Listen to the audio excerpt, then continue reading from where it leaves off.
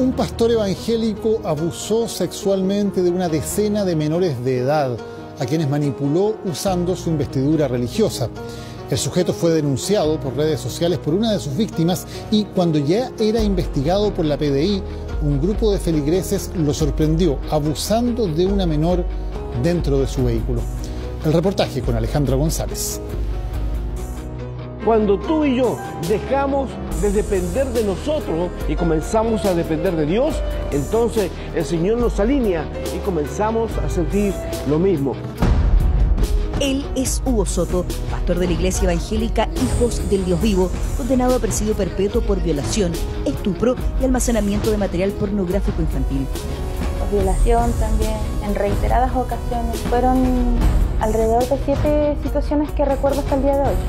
Durante 11 años, el pastor vulneró a jóvenes que participaban de sus cultos, todas menores de edad al momento de los abusos. Manipulación desde el punto de vista religioso, manipulación del estado de vulnerabilidad que tiene la víctima. El no acceder a las peticiones de él la reprimía diciendo que ellas no estaban siendo obedientes con Dios. Un patrón similar al utilizado por sacerdotes de otros cultos que manipulan a sus víctimas, arrogándose la representación de Dios en la tierra. Y aunque son feas las dificultades que estamos viviendo, es difícil, doloroso para la comunidad, vemos que Dios también obró para que esto se resuelva rápido.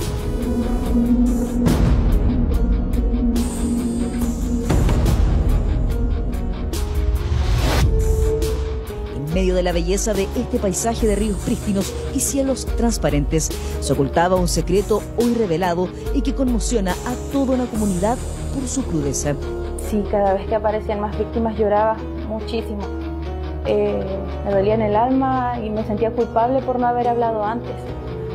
Es ese silencio el que ella hoy quiere romper tras dar su testimonio y nos pide hacerlo para exponer al sujeto que abusó de ella cuando era una adolescente de 13 años. Creo que lo que me pasó a mí fue el primero de los hechos de todas las otras víctimas.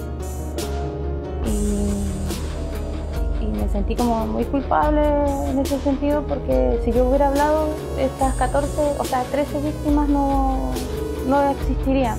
O sea, no estarían dentro de este tema con Hugo. Ella baja la voz para decir el nombre del pastor, él mismo, quien abusó manipulando su fe y vulnerabilidad adolescente. ¡Se abre la senda! ¡Se abren los cielos a algo nuevo!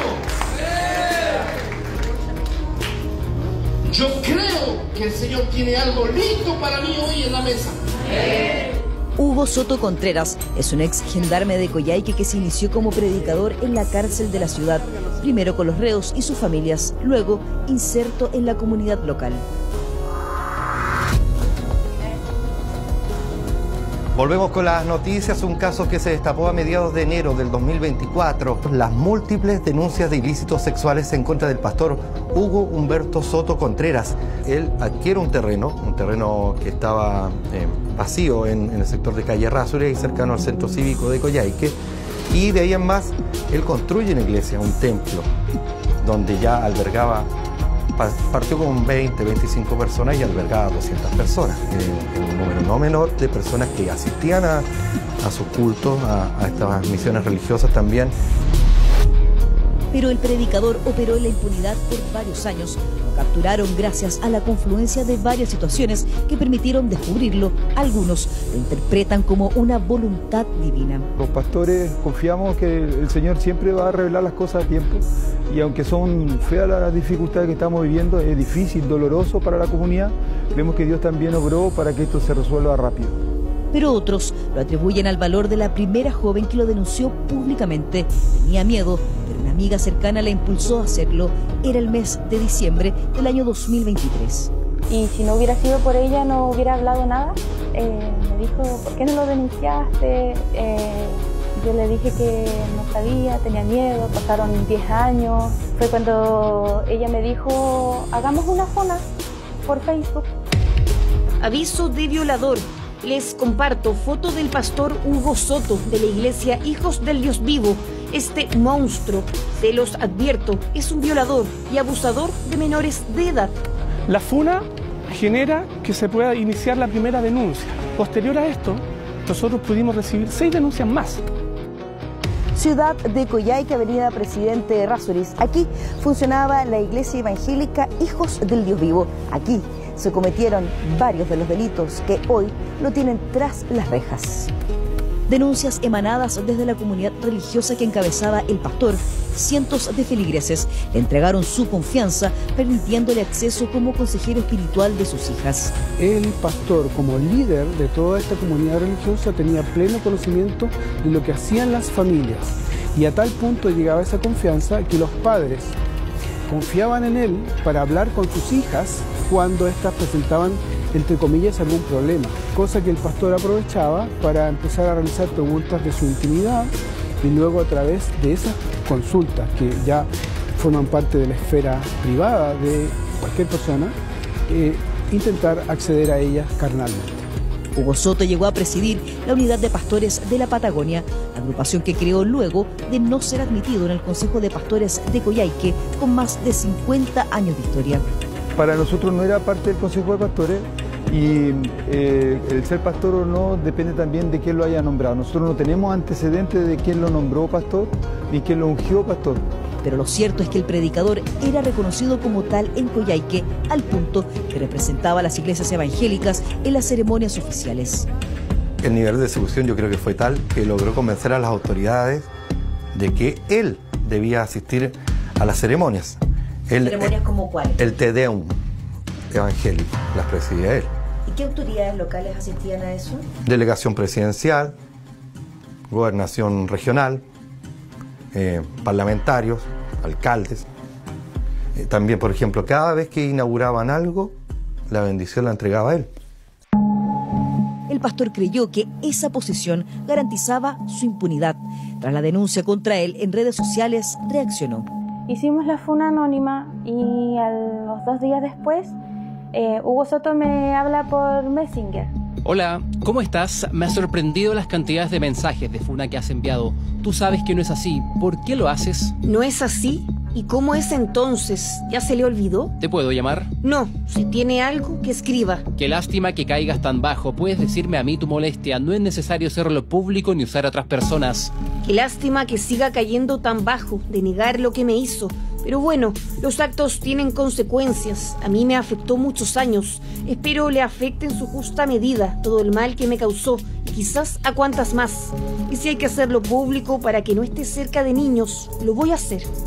Hacerlo público para que no esté cerca de niños es la motivación que le impulsa a denunciar, sabiendo que enfrentaba a un poderoso pastor de la zona, un sujeto que interpretó a su antojo las escrituras bíblicas para manipular a sus víctimas. Bueno, al principio me contó una historia del Antiguo Testamento sobre las doncellas que servían al rey. Entonces él manipuló un poco la historia y me empezó a decir que como yo era una hija de Dios, espiritualmente podía recibir del Espíritu Santo a través de él, y que yo tenía que dejar que él hiciera lo que estaba haciendo conmigo. Ella tenía 13 años cuando ocurrió lo que relata. A las primeras 6 denuncias que recibió la Policía de Investigaciones se sumaron otras 4, completando 10 acusaciones de abuso sexual.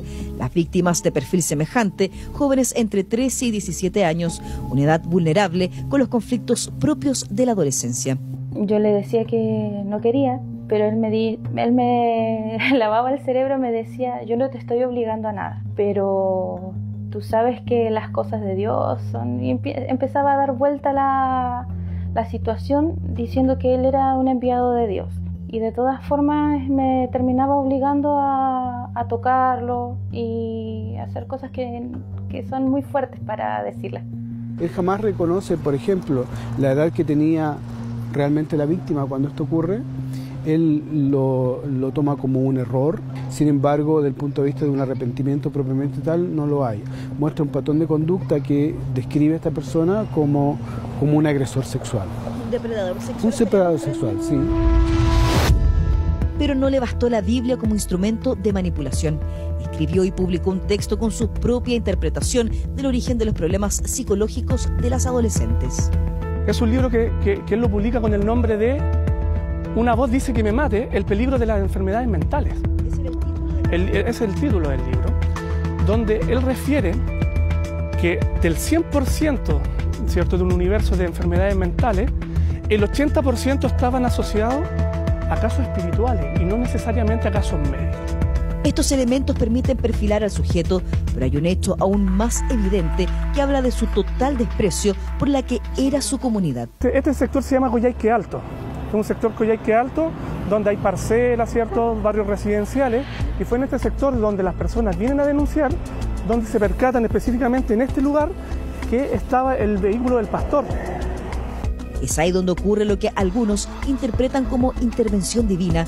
Feligreses que iban a entregar antecedentes contra el pastor los sorprenden en su ruta.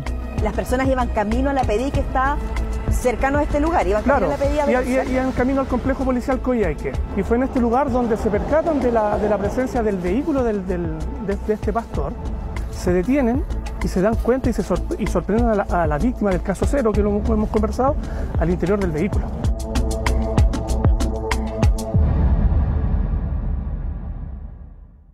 Y es un buen tiempo para estar orando, para estar intercediendo. Son sus propios feligreses quienes lo descubrieron prácticamente infraganti, abusando de una menor, el caso cero, como lo denominó la Policía de Investigaciones, y eso aceleró todo el proceso en contra del predicador.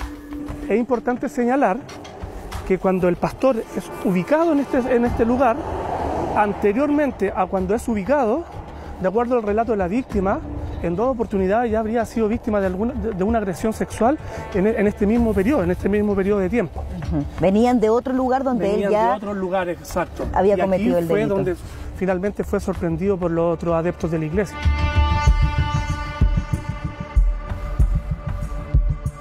La noticia fue como un golpe, no sé, como si te hubiesen dado un puñetazo y te hubiesen noqueado. Una cosa así. ¿Así lo sintió cuando se enteró? Sí.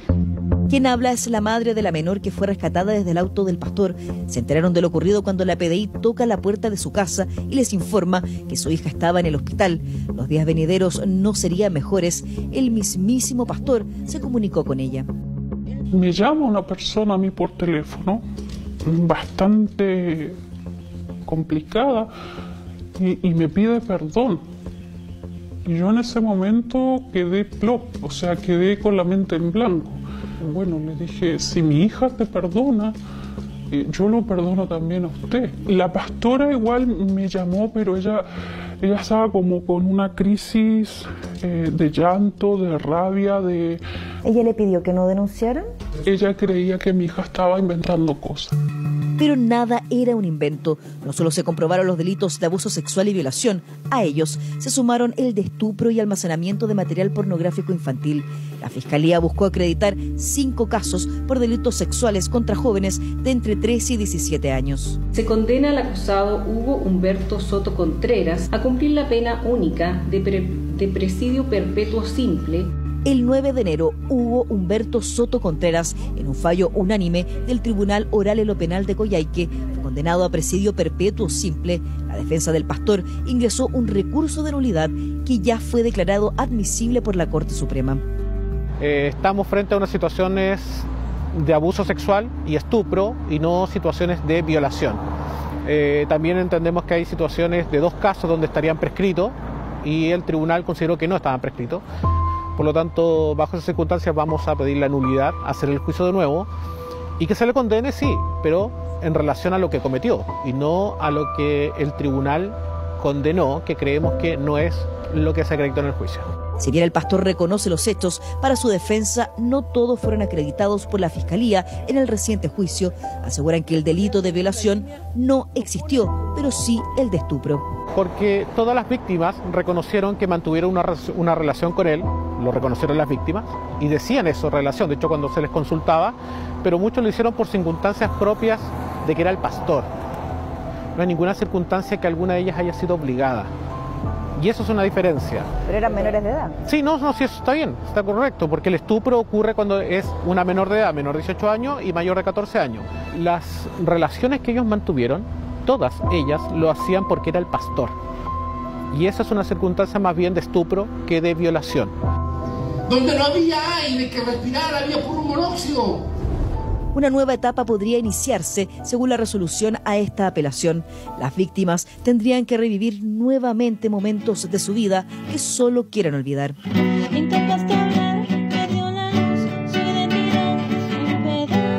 Esta no es solo una canción, es el desahogo de una víctima que cuenta su verdad y su dolor.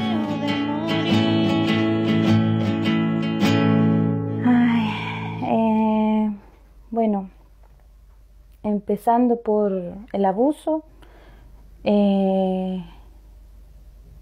luego no sé si se le puede considerar estupro porque nunca sentí atracción hacia ese hombre ni tampoco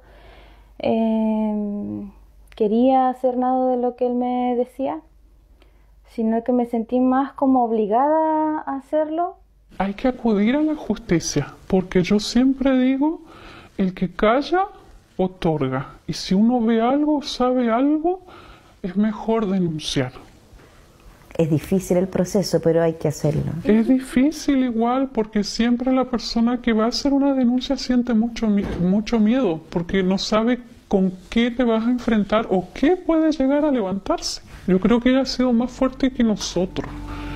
Y ha tratado el caso con bastante madurez, porque ella me dice, mamá, yo en el nombre de Jesús lo perdoné y lo voy a superar. Me dice, mamá, yo voy a salir adelante. Justicia, eso es lo que buscan. Con la sentencia del tribunal, el dolor causado busca ser reparado, pero jamás será por completo. Muchas de las víctimas se acercaron a este pastor para estar más cerca de Dios, el mismo al que Hugo Soto tendrá que enfrentar y rendir cuentas en algún momento de su vida.